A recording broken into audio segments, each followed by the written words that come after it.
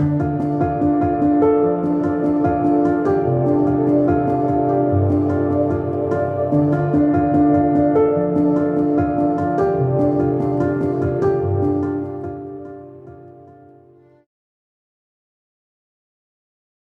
everyone, and welcome back to the George Collection. I'm Rachel, Right Side Blonde. Today marks episode 46 of the George Collection, and for today's article, I thought I would read about secrets and lies. In particular, this is about the Ethics Committee. So here we go. On the Ethics Committee, you can serve as both judge and executioner of your friends. Imagine that the O.J. Simpson murder investigation had been conducted this way. Before the police even name him as a subject, Simpson is accused of the murder by a former linebacker who bears a grudge against him and wants his broadcasting job. The accusation is taken up by a panel of football players, half from Simpson's old Buffalo Bills team, the other half from a rival team. The players announce a trial and appoint themselves as the jury. Since the Bills won the most recent game between the two teams, they get to appoint one of their teammates, Simpson's old locker room buddy, as the judge.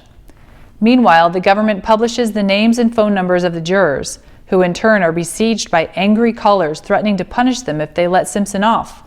Luckily for Simpson, his right-hand man, Al Cowlings, happens to be the president of the Pro Football Players Union to which the jurors belong. So Cowlings orders them to stop deliberating and cut a deal. Faced with this deadline, they agree to let Simpson write a check to the Players Union instead of going to jail.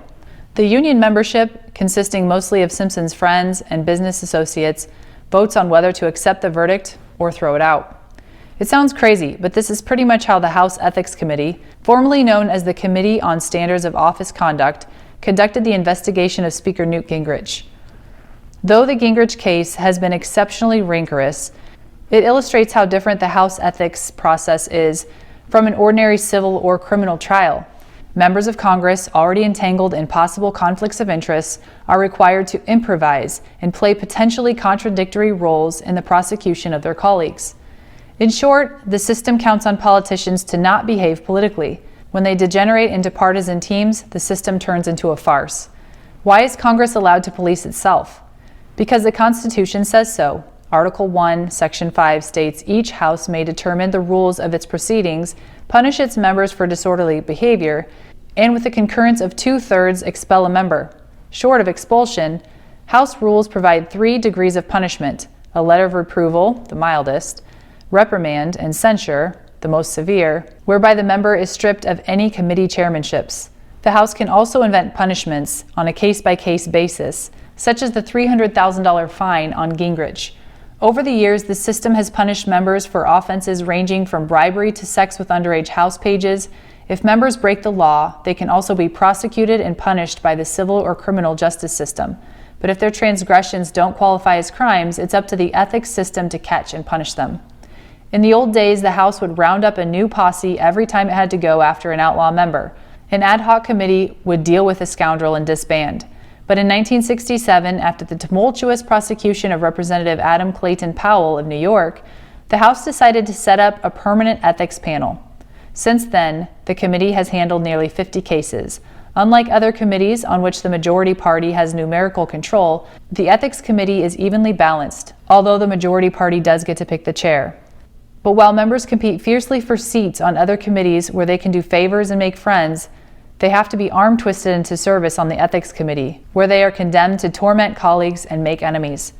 In a criminal trial, the roles of prosecutor, defendant, judge, and jury are clearly separate. Any juror who turns out to have been a personal friend or an enemy of the defendant gets the boot. The same goes for the judge, who knows when to recuse himself. On the Ethics Committee, however, members juggle all of these roles. They serve as jurors while remaining political allies or opponents of the defendant. Republican Representative Nancy Johnson of Connecticut, a well-known Confederate of Gingrich's, served in effect as his judge and jury foreman. Such complications are common because the congressional fraternity is a small one and the stakes of each relationship are incredibly high. Ralph Lotkin, a former committee counsel who has dealt with nearly 20 ethics cases, describes the classic scenario. In the morning, the committee member is lobbying the chairman of the Transportation Committee for support of a road project. And then in the afternoon, he's judging the proprietary of that same person's conduct. Members who are already torn between their many roles also have to direct the investigation and prosecution of the case. and there's no provision for removing jurors who prove to be blatantly partial. For instance, if Democratic Representative Jim McDermott of Washington hadn't recused himself from the committee for leaking a clandestine recording of a Gingrich phone call, nobody could have forced him out. Another flaw in the ethics process is that committee members, unlike jurors, can be removed from office by popular vote. This allows enemies of the respondent, i.e. the defendant, to mount political campaigns in the districts of committee members, pressuring them to reach a certain verdict. Republicans on the committee suffered this treatment in the Gingrich case. Nancy Johnson very nearly lost her seat because of her work on the Gingrich case. Another member of the committee, Republican Representative Stephen Schiff of New Mexico, calls it outright jury tampering. Usually an ethics case begins when a complaint is filed. Back when Congress was more insulated, complaints were lodged exclusively by lawmakers. Nowadays, interest groups and even former members regularly file complaints on their own. There's no penalty for bombing a congressman with ethics charges, and this tactic has become increasingly popular since it knocked off Speaker of the House Jim Wright. Republicans estimate that more than 70 charges have been filed against Gingrich. If the Ethics Committee decides that a complaint is worth checking out, it assigns a few of its members to set up an investigative subcommittee. They act like a grand jury, examining documents and calling witnesses behind closed doors. Members of the Gingrich subcommittee, for example, interviewed about 70 witnesses and sifted through some 150,000 pages of documents. They quizzed Gingrich for 11 hours over 2 days.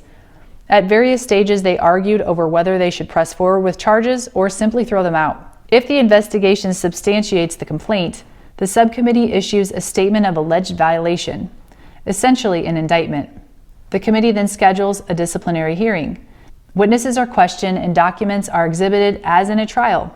The special counsel presents the case as a prosecutor would, the lawyer for the respondent presents the defense, and all the committee members who weren't on in the investigative subcommittee function as the jury. In the end, they vote on a verdict and the whole committee votes on a sentence. This requires a majority, which means that no member can be convicted or sentenced without the concurrence of at least one colleague from his or her own party. At its discretion, the committee can skip the trial by offering a plea bargain, as a district attorney would. Gingrich, for instance, got his conviction reduced and spared himself the ordeal of a public hearing. But the committee's verdict isn't final. It serves as a recommendation to the full House, which then votes on whether to accept, reject, or modify it. Shaken by the Gingrich fiasco, the House is considering several proposals to make the ethics process more orderly and less political. One such proposal would make ethics trials more like regular trials by going outside the committee to pick a random jury of members. Another would deter frivolous complaints, imposing fines on people who file them. A third would prohibit the use of ethics investigation as a campaign issue against members of the committee. But lawyers who are familiar with the ethics process say the ultimate solution is to restore the nonpartisan culture that used to keep it running smoothly. After the McDermott incident, a possible felony, Democrats cooled their heads and their rhetoric. Republicans may have learned their lesson too. The Republicans thought they could treat it as they treated any other legislative committee, says Stan Brand, a former House counsel. Now they've learned that they can't. Given the current events of today, I thought this was a really interesting article. And since it's episode 46 and the title of this article is Secrets and Lies, I figured it was the perfect article for today. Thank you so much for watching this episode of the George Collection. I hope you have a great week, and I'll see you next time.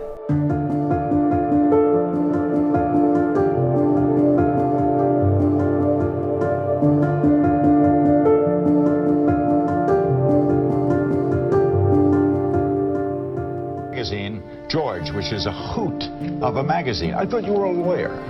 I was. What happened? Well, we decided, actually taking cue from folks like yourself and you around the 1992 election, that there was an opportunity here to change the definition of a political magazine. Certainly the way Americans were accessing information about politics and politicians was changing. Candidates were appearing on late-night talk shows, on talk radio, on sitcoms, and there was a kind of a leveling process, and while the rest of media clearly had caught up with that, we felt that political magazines per se hadn't. Your mother was a hell of an editor at Doubleday. That's what I hear. Would she have liked George? I think she would have.